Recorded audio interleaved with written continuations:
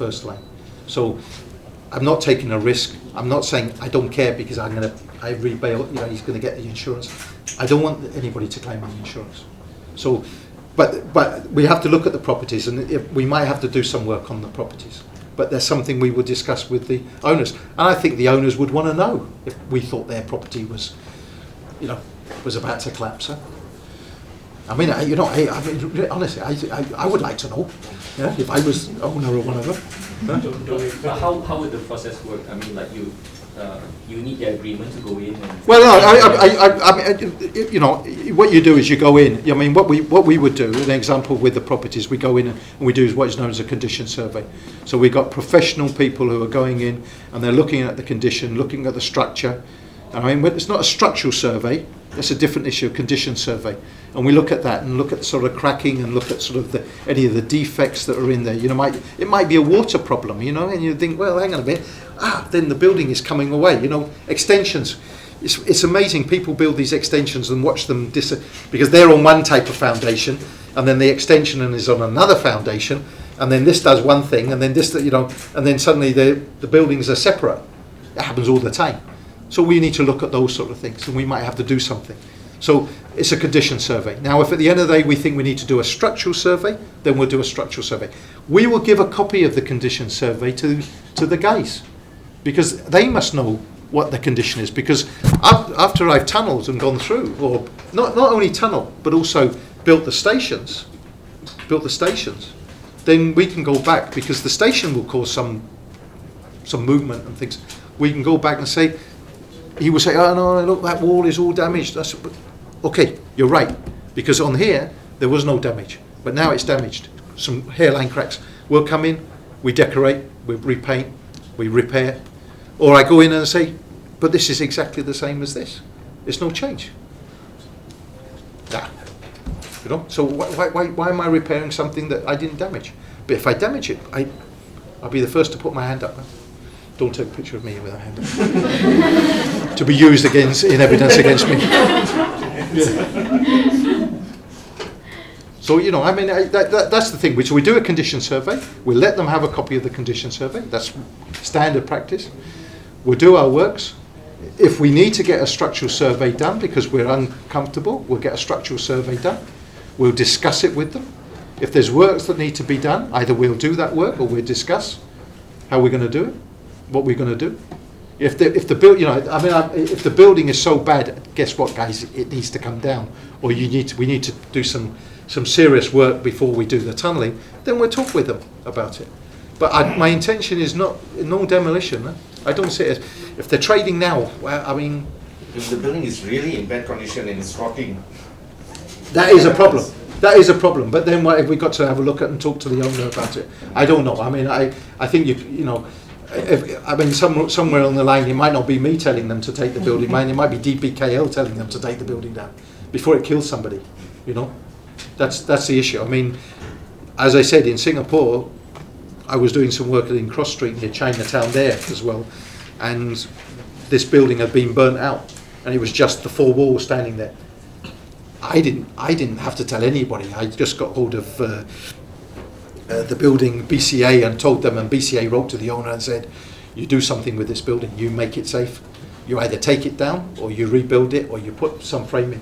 That's what they did. So before we started work, they did the work. So it's not me sometimes telling people, because other people have the responsibility. If you've got a building which is unsafe, please, you have a responsibility to make it safer. You cannot just say it's standing up there, because things move and cars crash and For the buildings in Cross Street, did they have to vacate? No, but we didn't. But what we did was we propped. And in fact, I've got pictures of one, and I would, when I was talking to my team, we're really going to prop this, yeah? And because the beams in the front were like this, and we propped them. We did our work. We took the props out. No change. In fact, we didn't vacate them because they had a 4 foot, and we were supporting the front facade. But here, sometimes it's actually quite narrow. The road be affected by tunneling? No, well, it's like everybody's, you know, it's saying, well, you know, a lot of our tunnels are underneath the road, and we're not closing any roads because of our tunnelling. All right, that's a fact. Therefore, it must be safe for what we're doing. But what we will have is people on the road who will know exactly where this point is, and they are watching that, and they will know exactly where that is, and will be watching the road surface to see if there's any depression or anything. And if there's any signs of distress, we have a rapid action team that will come out, put barricades up, because I don't want anybody driving in and, you know, damaging. I mean, I'm not saying I don't want them damaging their car, but you know, because that's not for me. But I don't want anybody to be hurt by anything.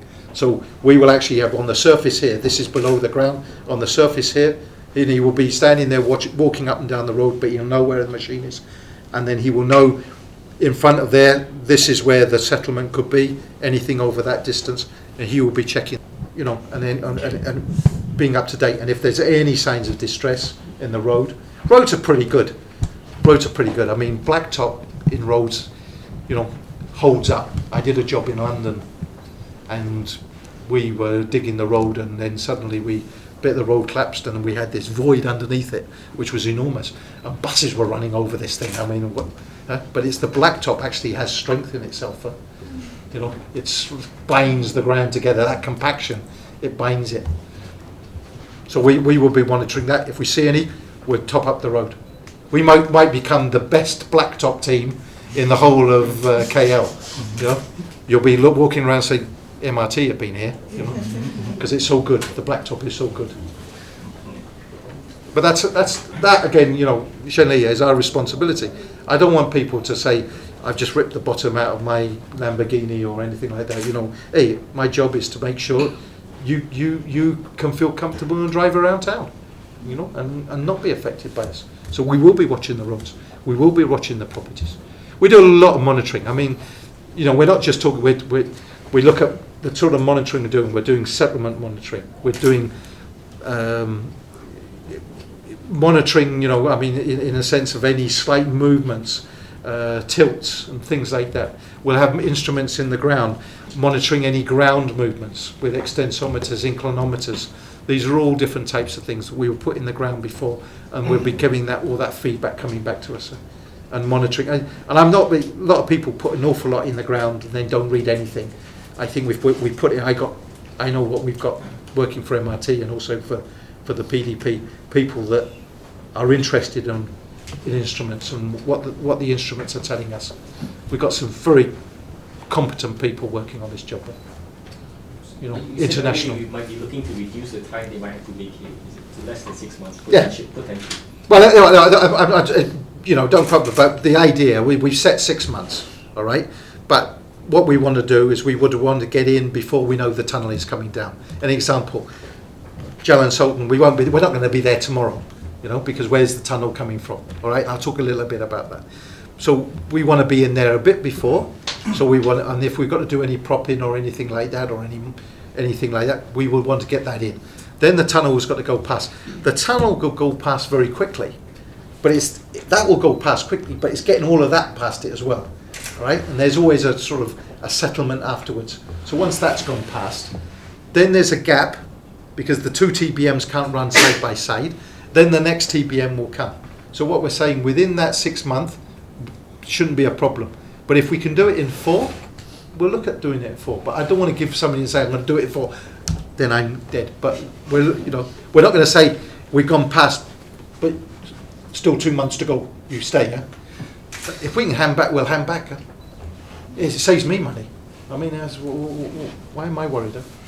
I mean, the quicker I get people back in and reinstated, the better. What was I going to say about?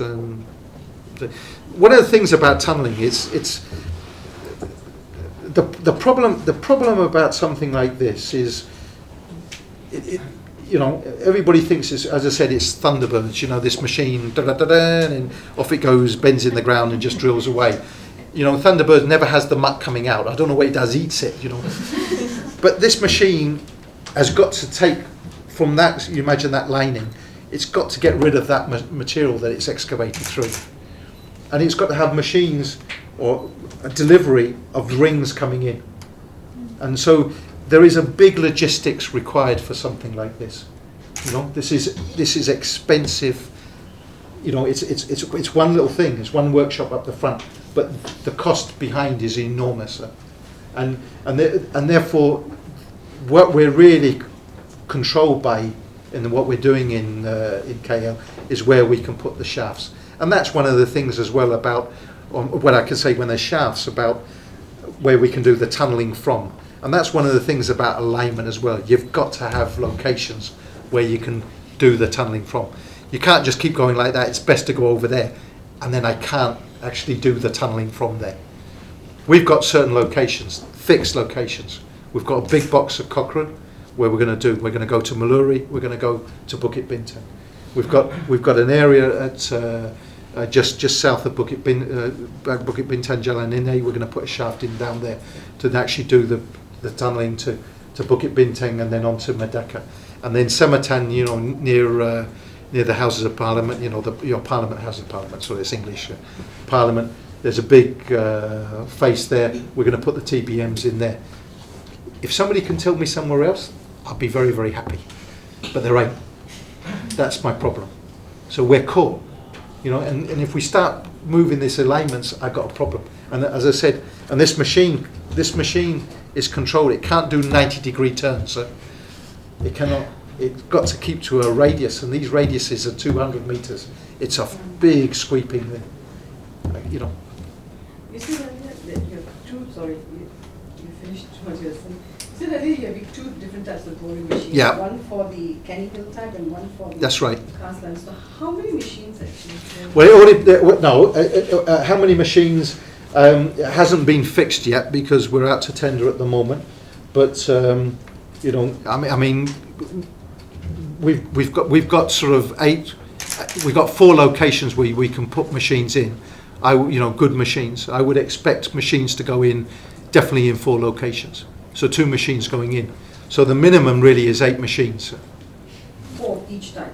No, it isn't. I didn't say that because it's. You know, it can be because there'll be 4 coming out of Cochrane, 2 to Maluri, 2 on the way down to Pasaraya to take over the 4 2 drives, so 2. So that definitely 4 slurry machines, and then maybe 4 EPBs. 4 locations as well. There's 4 good locations to put machines in, right? 4 good locations. And whatever that's, as I said, that's the when I finish the tunnelling, doesn't matter. I can finish as I come up to any station and just leave it in the ground. What happens is you leave you leave that skin in the ground, all the guts inside just gets pulled back out. So you end up, then you build lining through that skin. So we can do that because these machines are going to do 1 drive. They ain't coming out of the ground. You know, they'll probably be left in the ground or, you know, be cut up. And what, the tunnel boring machine? Yeah. In the ground? No, you see, that's how I look at it. The tunnel boring machine is not left in the ground, right? But it's the way I say it. Sorry. What happens is the machine at the end of the day might come in. If we can, this comes as segments. Okay, if we can lift it out, we'll lift it out. But at the end of the day, if we can't, then we will. If this is the station wall here, we will do that. Push it just into the station wall. All the mechanism inside we take out. So that skin, that white thing with the logo, is just big thick plate, metal plate. We will leave that in the ground and we build our lining through that. All right? So when we say we bury them in the ground, that's what we mean. Okay?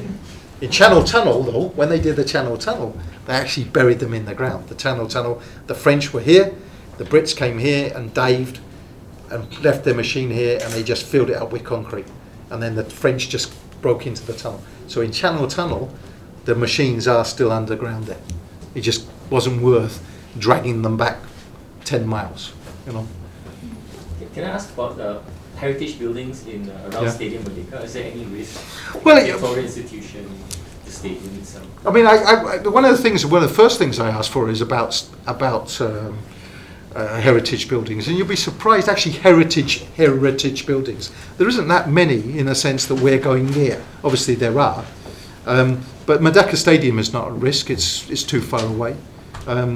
Same with the. I mean, I think the railway station is, as an engineer, I think it's a fantastic building. You know, I mean, the old railway station.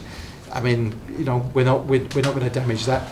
I mean, I think the old Pudu prison is a brilliant building as well. But I mean, that's me as being an old man type of thing, you know. But we're not going anywhere near that.